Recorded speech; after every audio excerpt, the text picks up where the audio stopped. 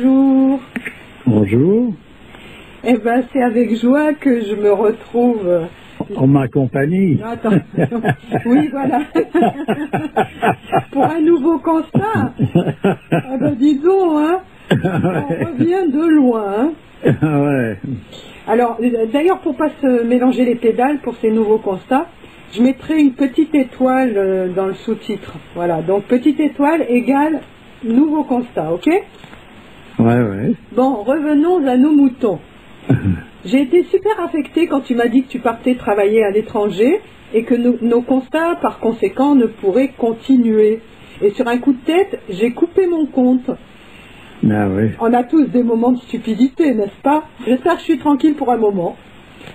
Bon, écoute, c'est bien. Alors, j'ai été interloquée par les conséquences que ça a entraîné. Donc, mille excuses à tous ceux que j'ai déstabilisés, à ceux qui ont relayé nos constats et qui se sont retrouvés le bec dans l'eau. Et merci aussi aux amis qui ne m'en ont pas tenu rigueur et qui sont revenus. C'est ça l'amitié, non? Oui, bien sûr. Ah ben, tu vois, j'ai des amis. En fait, vous n'avez rien compris. J'ai voulu tester votre résistance. Ah oui, mais tu es spécialiste dans ce genre de choses. Bah, c'est une sorte de sélection brutale entre le bon grain et l'ivraie.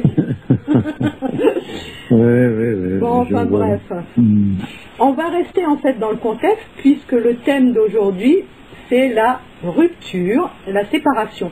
Pourquoi l'homme supporte-t-il mal la rupture, la séparation, les arrêts brutaux, sick? Oui, le pourquoi, déjà, pour commencer, on le sent bien, ce qui se produit, c'est qu'il y a une cassure qui se fait, et cette cassure elle peut prendre des proportions plus ou moins grandes. Actuellement, tout le monde se sent seul, déjà, donc quand il est en compagnie de quelqu'un, quand il y a tout d'un coup une séparation, ne serait-ce que courte ou sans raison c'est pas des séparations qui ont, disons, un caractère d'apparence définitive, mais il y a une séparation, il y a quelque chose qui tiraille là, parce qu'en réalité, d'ailleurs ça rentre parfaitement bien dans le cadre de ce qui est d'une façon normale, c'est-à-dire qu'on ne sait pas si on va se revoir.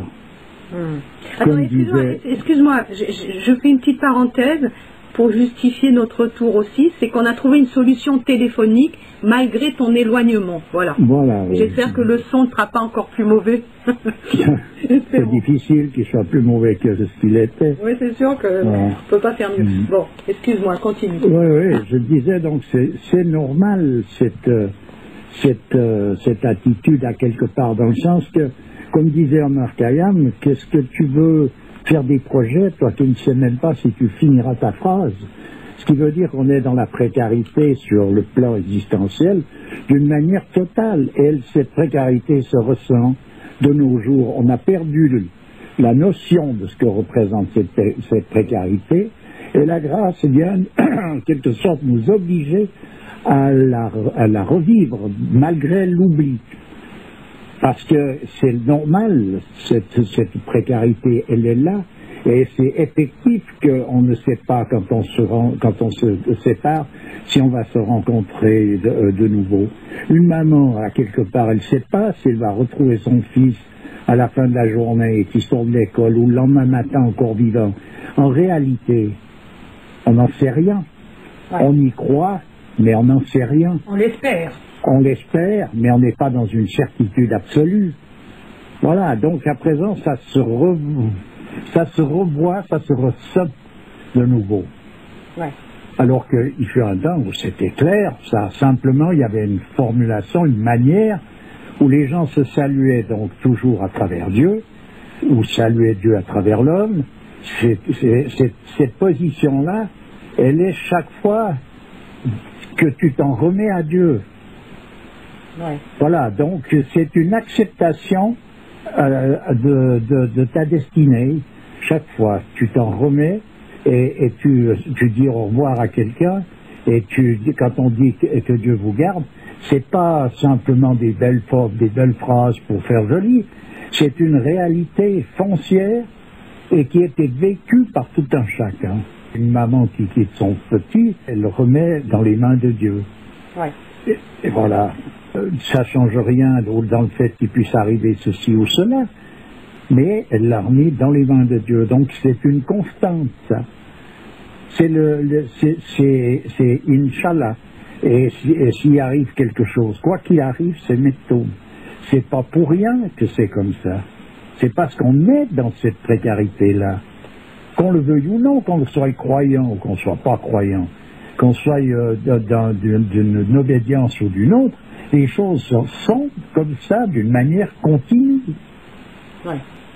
Voilà, donc c'est normal et c'est intéressant de voir qu'effectivement, même dans cette pétrolière dans laquelle on évolue, il y a encore ça chez pas mal de personnages. Donc ils ne sont pas devenus encore tout à fait tous des machines. Parce qu'une machine, elle n'a pas ce problème. On l'arrête à 6 heures le soir, qu'on la remette pas en route, qu'on la remette en route. On n'est pas dans la même histoire. C'est du pipeau. Voilà. Tandis que l'homme, il ne peut pas être une machine en plein. On a voulu en faire une machine en plein. Il y est presque arrivé d'ailleurs, parce que l'homme, comme je l'ai déjà dit, ne vit plus, il fonctionne, et c'est pas d'aujourd'hui. Mais j'entends, il y a quand même encore des personnages qui tout d'un coup se disent, mais attends, où est-ce qu'on en est, où là? Voilà. Alors, dans la psychologie moderne, rupture et séparation, ça fait écho à abandon, en fait. Oui, mais ça, bien sûr, mais parce que, oui, mais là, la psychologie moderne, pour moi, c'est la poupée gonflable de la psychologie en tant que telle, dans le sens que les personnages qui ont mis en place cette position-là, c'est des personnages qui ressentent les choses de cette manière. Voilà. Donc, si on ressent ça comme ça, c'est qu'on est donc déjà hors jeu d'office. Alors après, on échafaude, on affabule là-dessus, et puis ça donne des résultats en général qui sont pitoyables. Pour retrouver la position, il faut savoir justement renouer avec les préceptes traditionnels, où il y a une manière de se positionner dans toute situation où on s'en remet bel et bien à Dieu. On n'a pas le droit de se sentir abandonné par Dieu. Bah, c'est la démonstration même de l'abandon qu'on a fait nous-mêmes. C'est qu'on a donc. Pour une mère, ce qui est plus dramatique, c'est de perdre son enfant, tu vois. Oui. Donc oui, il y a quand même la tâche vitale qui Ah mais là, tout à fait. Mais comment est-ce qu'elle peut survivre à ça? Oh, j'entends quand je dis survivre en restant dans sa disposition de mère qu'elle a, si elle n'est pas rattachée justement à cette acceptation en quelque sorte du destin qui est dans les mains de Dieu. Comment est-ce qu'elle pourrait faire? Parce qu'à un moment donné, quelqu'un qui est vraiment non croyant et qui a compris de quoi il s'agissait dans cette précarité-là, qui est une précarité toujours apparente dans le sens qu'elle est une précarité sur le plan existentiel, et dans l'absolu, toutes ces choses-là se résolvent. Donc si elle n'est pas dans cette situation-là, cette connaissance-là, ou au moins ce vécu sans pouvoir nécessairement l'expliquer dans une théorie, comment est-ce qu'elle peut retomber sur ses pieds? C'est une impossibilité, c'est déjà ce qu'il y a de plus dur à supporter. Donc si elle est lâchée comme ça, c'est terminé. Et je ne sais pas comment, à part la grâce, comment est-ce qu'une femme peut se sortir d'une situation comme celle-ci? Et alors aller trouver les psychologues, alors, enfin bref, je ne veux pas parler de tout ça parce que on arrive dans une profanation, on fixe les choses dans une position, c'est-à-dire c'est pas une acceptation, c'est une espèce de rejet de ce que l'on ressent à l'égard de la chose que l'on n'a pas acceptée. Voilà ce que c'est que la psychologie. Mais l'acceptation continue de ne pas être présente Parce qu'une véritable acceptation, c'est qu'on accepte la volonté de Dieu. On n'accepte pas la séparation de ceci ou de ceci ou de cela. On accepte la volonté de Dieu. Voilà ce que c'est l'acceptation. Absolument. Donc ça n'a strictement rien à voir avec un mouvement psychologique dans le sens moderne du terme. C'est pas possible, ça. Très bien. Alors je dis pas que parmi ces gens-là, il n'y a pas des tas de gens qui cherchent à faire bien. Hein. C'est pas Tu veux dire qu'ils se fourvoient? Voilà, voilà, on peut pas. Il faut se soumettre à la hiérarchie des choses. On ne peut pas passer à côté de tout ça. C'est pas possible. Il y a un ordre dans toute chose.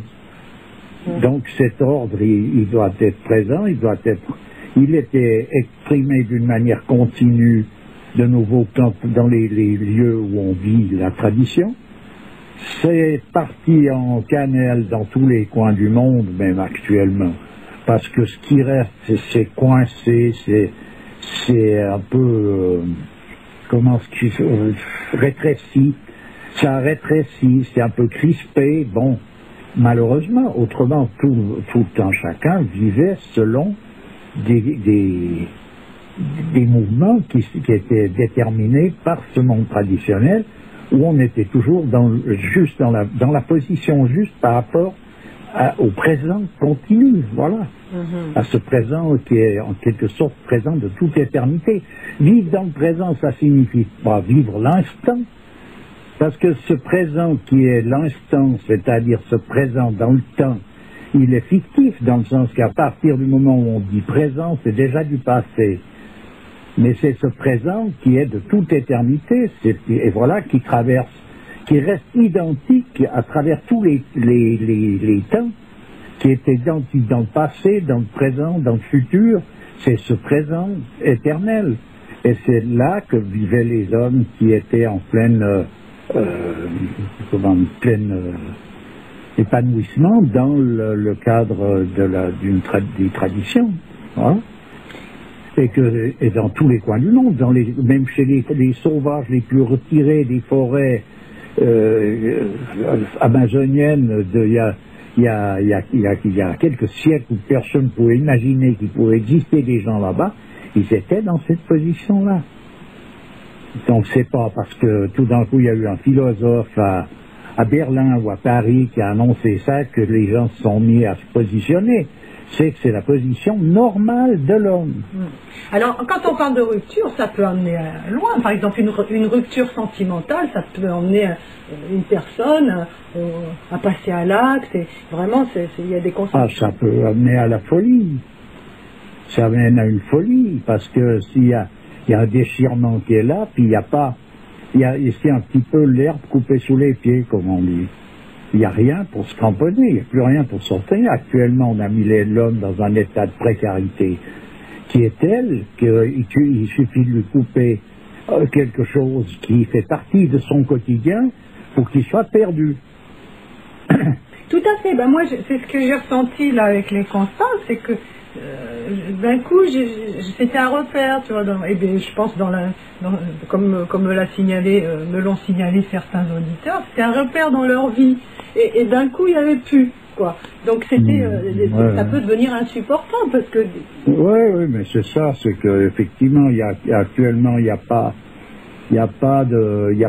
pratiquement plus de repères. En tout cas, on met pas le doigt dessus, alors que les repères sont toujours présents. Simplement, on nous les a cachés. Hein.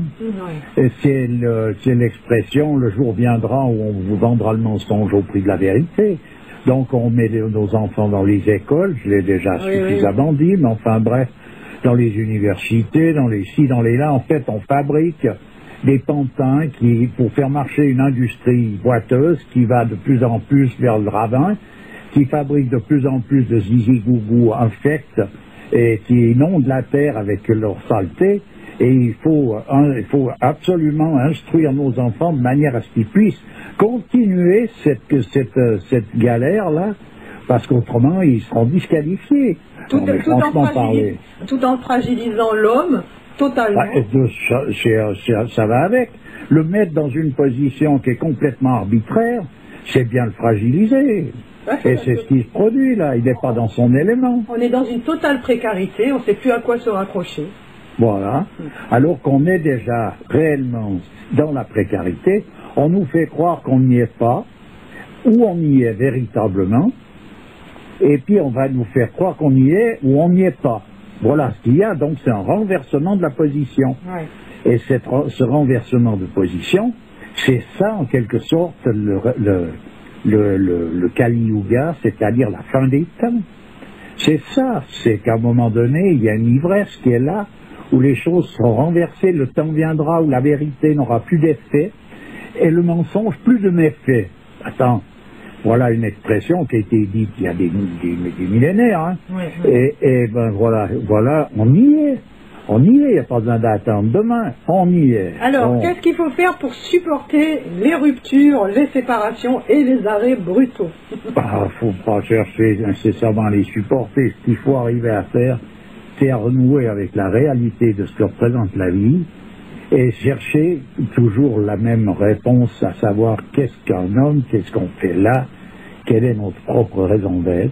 Et ceci, on peut le retrouver soit sous une forme, soit sous une autre, dans les traditions. Donc, les traditions à caractère, où le caractère religieux domine, ce qui se produit beaucoup donc en Occident et dans le monde actuel d'une manière générale, et ben à travers une religion, si on renoue avec d'une manière effective, alors il faut élaguer toutes sortes de choses, il faut s'en référer à quelque chose d'essentiel.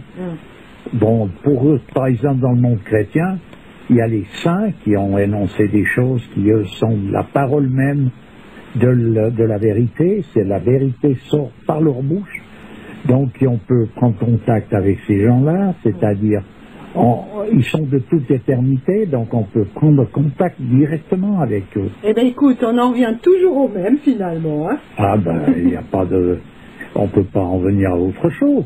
Mais à présent, c'est vrai que la démarche, elle n'est pas toujours facile à faire, parce qu'on ne voit pas par quel bout commencer. Et les personnages qui sont véritablement qualifiés sont invisibles, dans le sens que même si on les voit, on les voit toujours quand même pas tout à fait. Je suis obligé d'arrêter, il n'y a plus de temps, hein. J'étais en train de dire au revoir, là. Oui. Donc, qu'est-ce qu'on fait? On fait une suite ou quoi? Ben, vas-y, on va y aller. Ouais. Oui, alors nous disions... Oui, ben, je disais que, oui, comme tu me disais, c'est qu'on en revient toujours au même. Alors effectivement, c'est dans le cadre traditionnel que l'on retrouve les positions qui sont les positions justes par rapport pour l'homme, comme pour toute chose. Voilà de quelle manière il faut se positionner. Ça ne veut pas dire voilà ce qu'il faut faire ou ne pas faire, parce qu'on n'est pas maître de cette situation-là. Mais par contre, on nous indique la position qu'il faut avoir dans l'ensemble de tout ce que l'on va faire ou ne pas faire. En fait, on n'a aucune, influence sur le quoi, mais plutôt sur le comment. Voilà, c'est ça. C'est ça. C'est comme je l'ai déjà dit souvent, c'est cette concentration sur l'essentiel, l'essentiel de tout, qui amène à comprendre finalement ce que l'on fait ou ce que l'on ne fait pas, ou ce qui se fait ou ce qui ne se fait pas. On saisit le sens que ça... Parce que le fait d'y faire ou de ne pas y faire, ça rentre dans le cadre de la destinée, où on n'a pas de choix véritable, c'est qu'un choix illusoire. On a l'illusion parce que notre mental participe de tout ça. Il a l'impression de choisir. Qu'est-ce que je fais cet après-midi? Je vais ici, je vais là, je crois que je fais quand même... Bon, c'est toute une illusion, tout ça.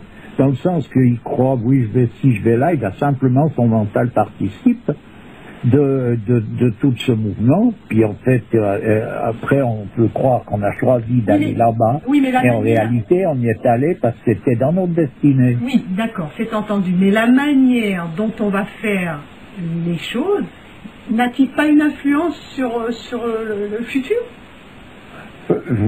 Certainement, mais c'est pas dans le futur immédiat nécessairement.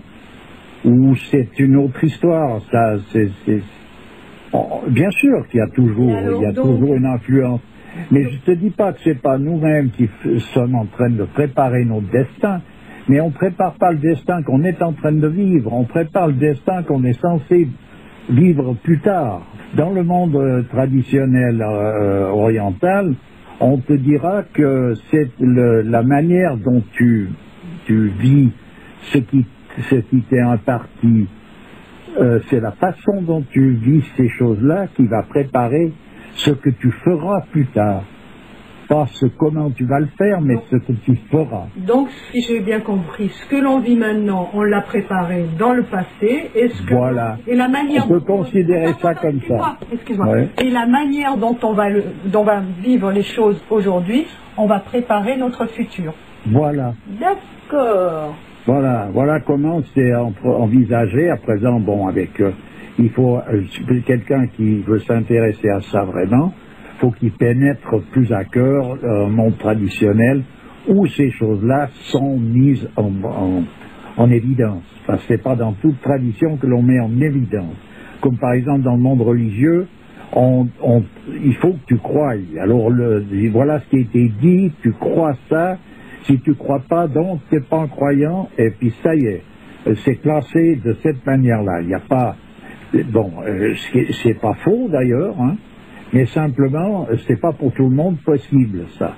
Ce qui veut dire qu'il y a des personnages, pour croire, il faut qu'ils, comme on disait toujours, je suis comme Saint Thomas, je crois que ce que je vois. Bon, ben d'accord. Donc, il y a donc des personnages, pour qu'ils puissent croire, pour qu'ils voient. Alors, il y a possibilité de voir aussi. Dans une tradition, il y a toujours, il y en a pour tout le monde. Il n'y en a pas qui sont laissés pour compte. Simplement, il faut que chacun se donne la peine de vouloir mettre à jour, essayer de percer à jour le mystère. Alors si on n'en veut pas, il y en aura peut-être encore aussi par la grâce, tu seras obligé, on t'obligera de percer le mystère par la force des choses. Donc ça, c'est toujours cette manifestation de la grâce. Enfin bref, pour en revenir au précepte traditionnel, il y a des explications très claires sur ce qui se produit et de quelle manière il faut se positionner dans tout ce que l'on fait de manière à, justement, que les choses soient en harmonie. Voilà. Ouais, d'accord. Et puis pour en venir donc à la position actuelle, un auditeur nous a très récemment signalé si on te montre la Lune avec un doigt, faut pas regarder le doigt, faut regarder la Lune. Donc là, en l'occurrence, il faut faire attention à ce que l'on regarde dans le cadre traditionnel. Les écrits sont là pour nous expliquer ce qu'il faut regarder. Ils ne sont pas là pour nous dire « regarde-moi ». Oui. Il faut faire attention à ça. Parce qu'après, autrement, c'est ça de l'idolâtrie. Oui. Voilà. Donc, et ça, j'entends, c'est primordial aussi. Dans la position de l'homme. Il ne faut pas qu'il oublie ça. Donc, il y a des tas de choses qu'il faut après. C'est pour ça que ça nécessite une concentration. Parce que dans n'importe quelle situation, il faut revenir toujours avec les critères. Il y a toute une multitude de critères qui sont là, présents constamment. Autrement, si oui, mais non, mais parce qu'il y a un doux mélange entre une sensation, une autre, une vérité, oui, c'est une logique. Bref, on fait tout un espèce de mélasse. C'est comme ça que l'homme vit d'ailleurs souvent, et puis tout d'un coup il se réveille un matin, il ne comprend plus rien à rien, il ne sait plus ce qui lui arrive. C'est la remise en question continue. C'est ces mouvements-là qui sont un déséquilibre, voilà. C'est le déséquilibre de l'homme actuel. Du milieu de vie, midlife crisis, quand à 50 ans, on envoie tout gicler, on quitte sa femme, on oui, tout, pour l'avenir. Et puis actuellement, les critères déjà de choix entre les personnages sont complètement faussés, ce qui veut dire tout d'un coup, un bonhomme ou une femme, elle se réveille un matin, elle se dit, mais qu'est-ce que je fous dans cette galère ? Parce qu'il n'y a plus rien tout d'un coup qui colle, elle a cru que, il a cru que, on a cru que, bon ben d'accord. Donc ça fait partie de l'époque actuelle qui est ce Kali Yuga, où on est dans une trahison continue. Ouais. Et c'est pas que les autres nous trahissent, c'est que c'est la trahison comme telle qui est l'ambiance générale des choses, et que celui qui ne veut pas trahir, trahit quand même. Tu vois, c'est un peu comme quand on dit dans la Bhagavad Gita, je crois que c'est Krishna qui dit à Arjuna, tu ne veux pas lutter, mais tu lutteras quand même. Là, il y a quelque chose il y a une ambiguïté qui est terrible, là. Quand le Christ avait dit à Pierre, qui était son disciple le plus proche, en somme, en tout cas dans ce cadre-là, que toi aussi tu me renieras.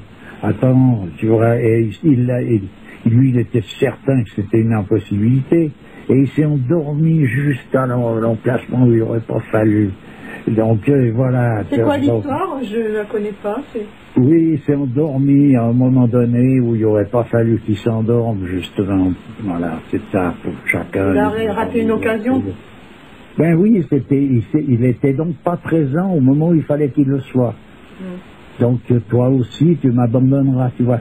Et il y a ce mouvement de trahison qui n'est pas une trahison dans le sens que quelqu'un veut trahir l'autre, c'est qu'on vit dans cet aspect des choses qui doit être vécu par l'homme. On est contraint de... on est dans le temps des conflits, donc tout est conflictuel, tout ce qui se produit est un conflit à plus ou moins long terme, et il y a quelque chose ici. Il y a quelque chose qui est décevant, c'est tout ce qu'on veut. Que ce soit dans les familles, dans les couples, entre amis, on le voit. Ben bien sûr. Bien sûr, et ça, tu vois, les enfants vivent là-dedans, on évolue là-dedans depuis pas mal de générations, ça s'aggrave. Là, on en arrive à un stade où c'est grave de chez grave, beaucoup plus que ça peut paraître à certains, qui se baignent toujours dans un mouvement illusoire, qui est une sauvegarde à des fois, à un moment donné aussi, parce que ceux qui ont perdu un peu ce côté illusoire, en ce moment, il y en a beaucoup qui finissent pendus après la poutre du grenier. Hein. Ouais. Et donc, voilà. Mais tout ça, toute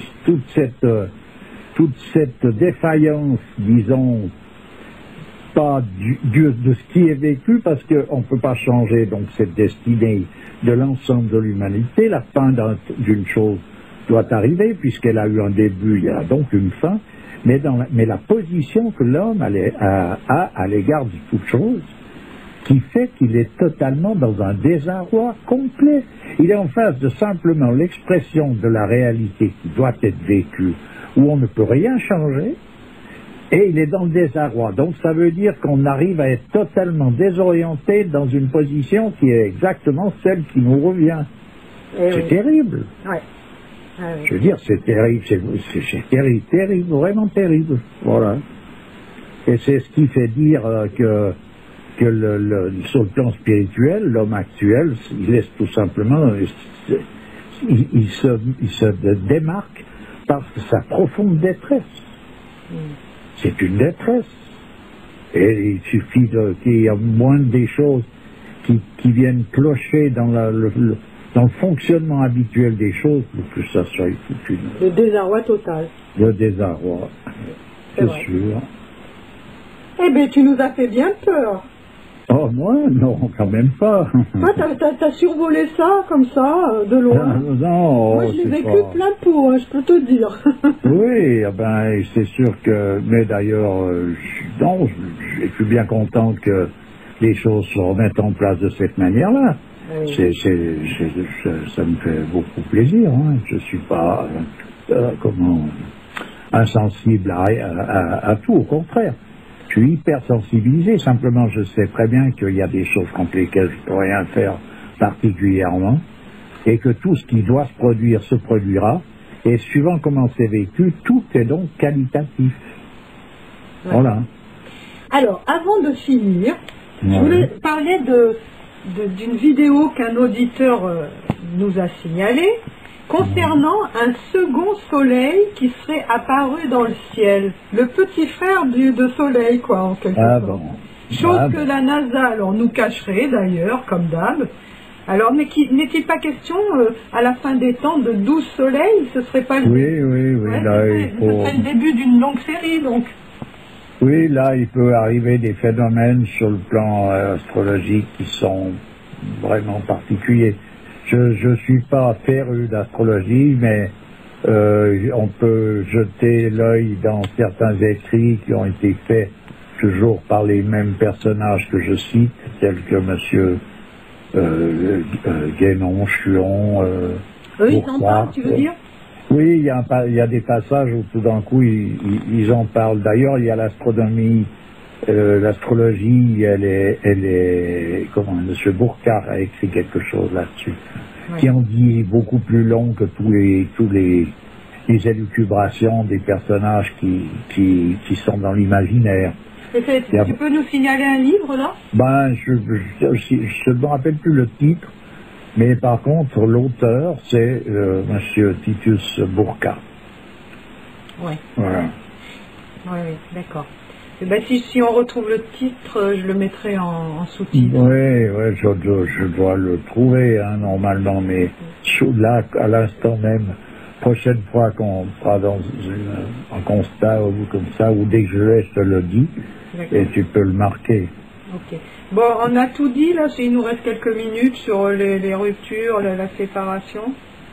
La première séparation, c'est quoi? Je voulais dire quelque chose à un personnage qui s'était présenté comme étant un homme de métier, de charpentier, pour lui dire, le signaler si je ne l'ai pas fait ou s'il y a eu une omission là-dessus, qu'il prenne connaissance des écrits de Raoul Vergès sur le compagnonnage, absolument, pour un homme de métier qui touche à ça, parce que vraiment c'est une merveille et ça fait pénétrer dans la dimension réelle de ce que peut représenter cette attitude de ces hommes de métier à l'époque où les choses se faisaient normalement. Voilà. Actuellement, je ne sais pas si dans le compagnonnage moderne ces choses-là sont encore comprises, mais en tout cas pour celui qui a les outils pour comprendre, les écrits de Vergès sont des clés.